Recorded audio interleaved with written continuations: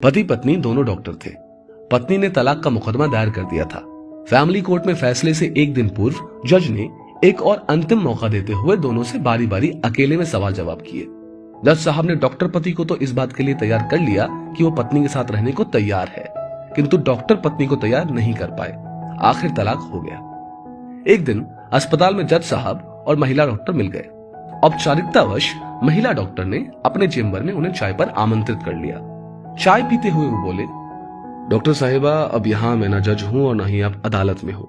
आपका तलाक हो चुका है, लेकिन मैं आपकी खामोशी का राज नहीं समझ पाया। आप द्वारा तलाक का मूल कारण वो नहीं था जो साक्ष्यों और घटनाओं से सिद्ध हुआ है। वो तलाक की वजह कतई नहीं थे। आपको कोई ऐतराज ना हो तो मैं अब वास्तविकता जानना चाहता हूं। मुझे इससे भी कोई फर्क नहीं पड़ता जज साहब, कल उसके साथ कुछ भी घटे, उसे सजा हो, मुझे कोई फर्क नहीं पड़ता। मैं बस उस वहशी से मुक्त होना चाहती थी। मैं नहीं चाहती थी कि मेरे तलाक के कारण उसका जीवन, उसकी नौकरी खतरे में पड़ जाए। मैं घाव को नासूर नहीं बनने देना चाहती थी। डॉक्टर महिला ने कहा, फिर तो अवश्य ही कोई गंभीर मामला था। जज साहब बोले, हम दोनों ही डॉक्टर हैं। मैं 4 माह से गर्भवती हूं। एक तो मैं नहीं चाहती थी कि मेरा गर्भ 9 महीने में मेरे तनाव के कारण अपाहिज या कोई अनोखी बीमारी लेकर पैदा हो। मैं ये समय बहुत ही शांति और खुशी से बिताना चाहती थी। हर तनाव मुझे स्वीकार था, किंतु हद तो तब हो गई जब। इतना कहते कहते महिला रुक गई। रूंधे कंठ से वो फिर बोली, वो लड़का चाहते थे और उसके लिए भ्रूण परीक्षण पर जिद कर रहे थे, जिसे करवाना हमारे लिए बहुत आसान था, लेकिन ये मेरा अपमान था और भ्रूण परीक्षण एक सामाजिक अपराध भी है। ओह, जज साहब के मुंह से निकला, हाँ, इसीलिए मैंने तलाक का ये कारण नहीं लिखा था। मुझे तो आसानी से तलाक मिल जाता, किंतु उन्हें सजा हो जाती, उनका भविष्य अंधकारमय हो जाता। अपने पेशे से वो बहुत मेहनती और ईमानदार है, इसीलिए मैंने मूल कारण को अलग रखा।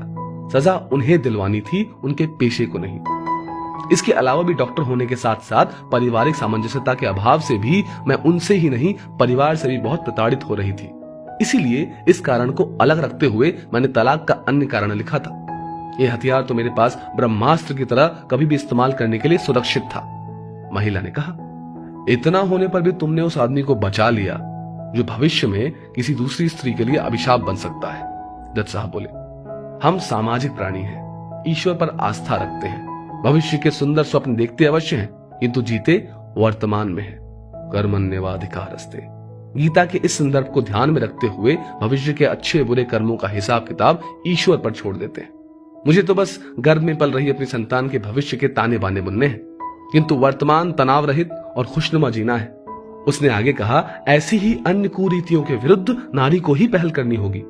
ऑपरेशन का बुलावा आ गया था। जज साहब से क्षमा मांगते हुए वो ऑपरेशन थिएटर की ओर चल दी।